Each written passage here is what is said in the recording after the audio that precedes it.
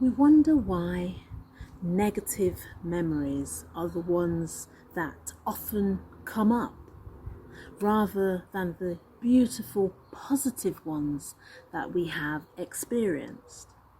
Now, sometimes people would say, oh dear, you always remember those negative things. Why don't you just move on and see all the positive things I'm doing? Do you know that this is how our brain is actually organized for us to remember the negative things more than we do the positive ones? Do you know this is not our fault, your fault, if the memories that you remember are more negative than positive? But what are the consequences of these? And is there anything at all that we can do about these hysterical moments that we have?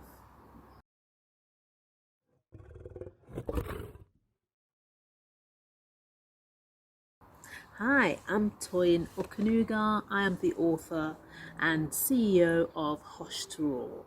Thanks again for joining me today.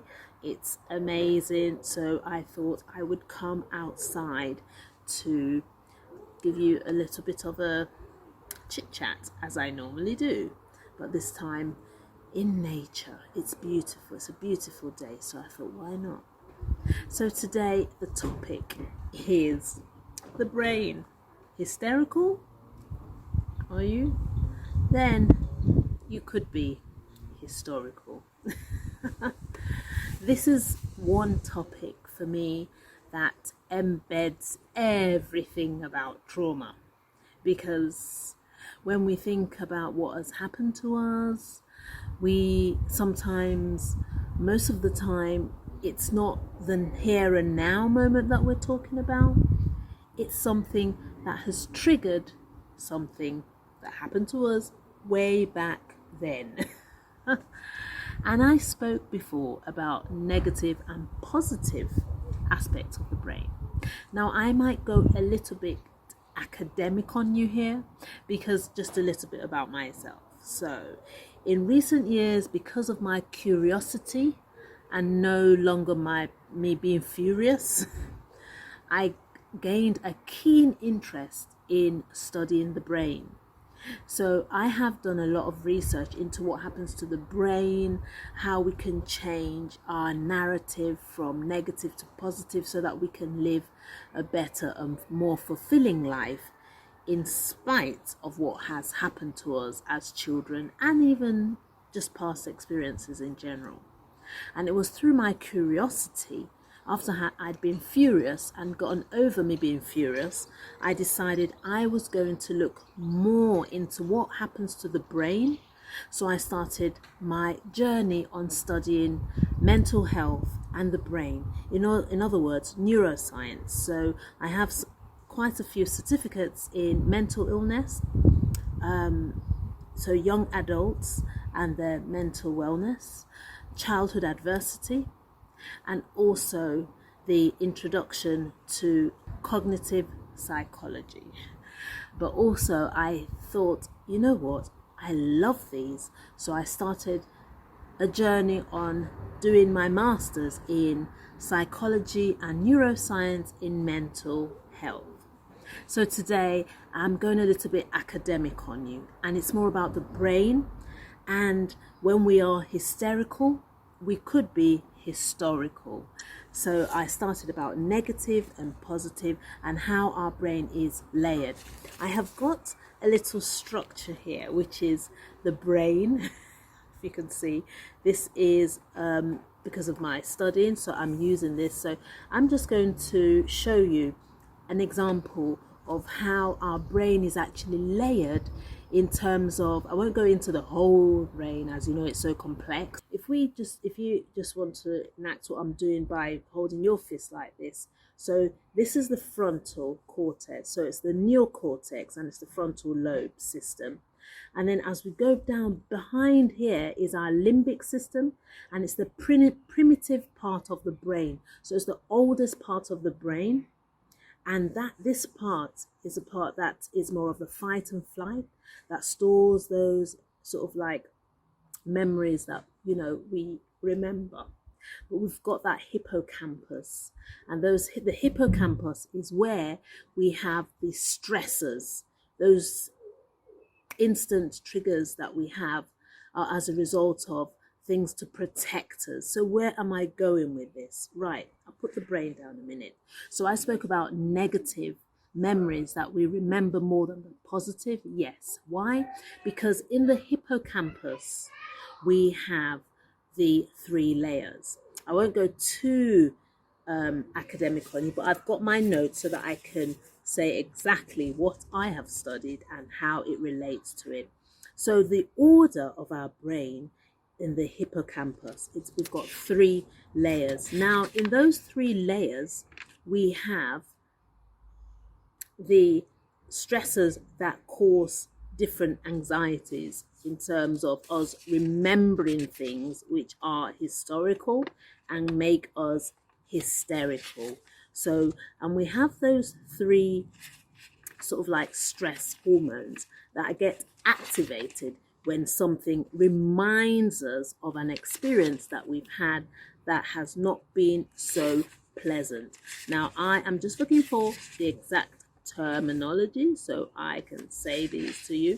So the first one is the epinephrine, which is one that races the heart. So it gets the heart racing.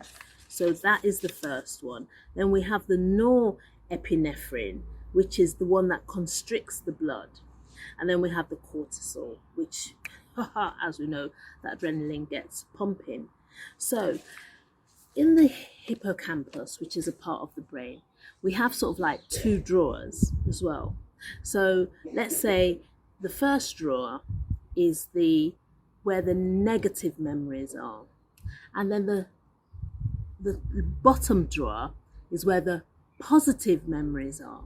So if something had happened to us in the past that was lovely and joyous and something, it would be stored at the bottom of the brain. But if it's something that caused us anxiety, it will be at the top drawer, and it's the negative memory. So it's that negative top drawer that would get activated first if something triggers a negative experience. Why? Because it's there to protect us from future attacks. So that's where I'm going with hysterical. So if something happens to us, say someone slams the door, and we just jump and we say, "Who was that?" and start screaming, we have to be careful, because it could be that negative protector part of the brain is trying to protect us from another attack. But what we've got to remember, as I said, is that we have that primitive part to the brain, which is the limbic system, the fight and flight. Now, all mammals and animals have that primitive, but as the time evolved, we got to the evolution where we now have the thinking, decision-making brain, which is the neocortex.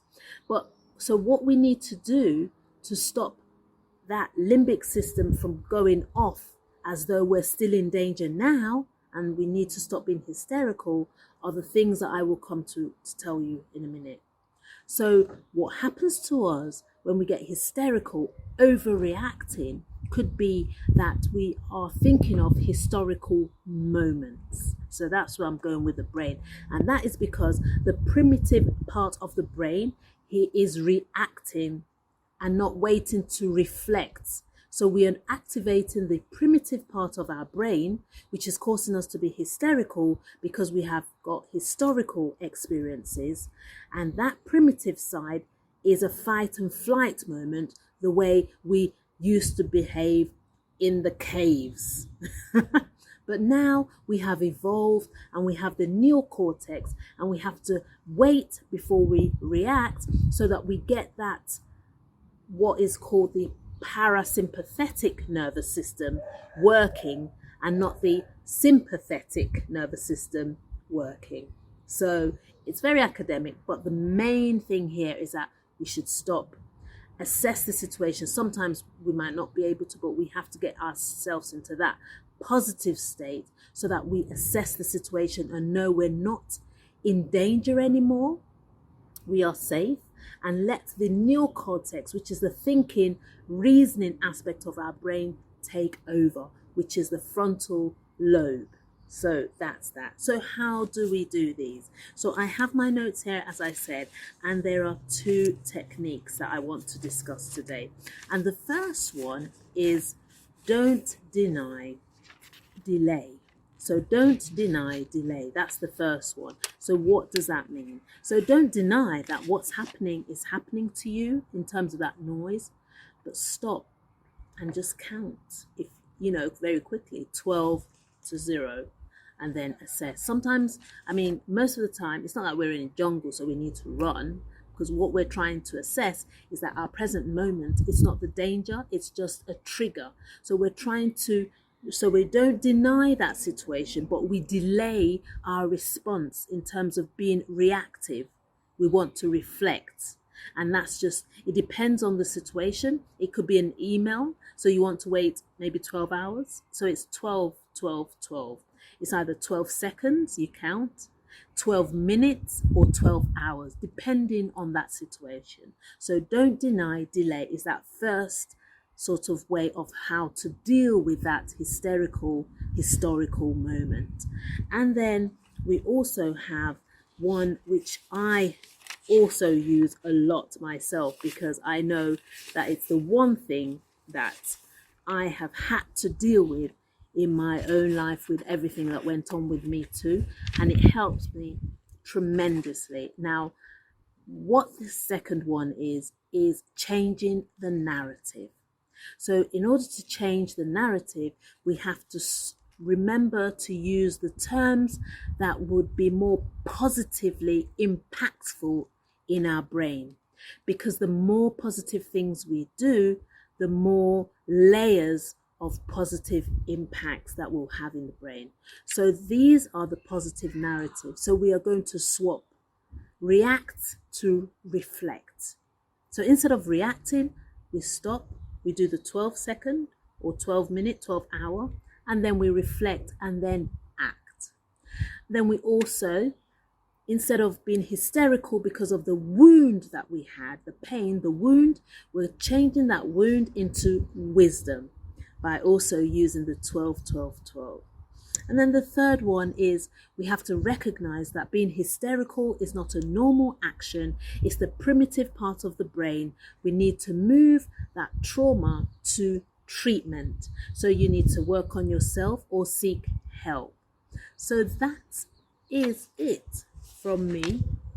I hope you can watch this video back, because there are some academic terms in there, particularly the parasympathetic nervous system and the sympathetic nervous system, the hippocampus, the limbic system, remembering that the limbic system is the oldest part of the brain and it's primitive, but also remembering that the neocortex is the evolutionary one, which is more of the decision making and more rational thinking one. So yes, that's it from me today. As I study more of my own psychology and neuroscience, I will be bringing you a lot of golden nuggets. So yeah, I hope you've enjoyed this session. Remember to subscribe, and yeah, that's it from me. Enjoy yourself, and remember, your inner child has a voice. Don't suppress it. Don't suppress it. Try to get out of the hysterical mode and use the neocortex, which is more evolutionary, and let it roar. Thanks for watching.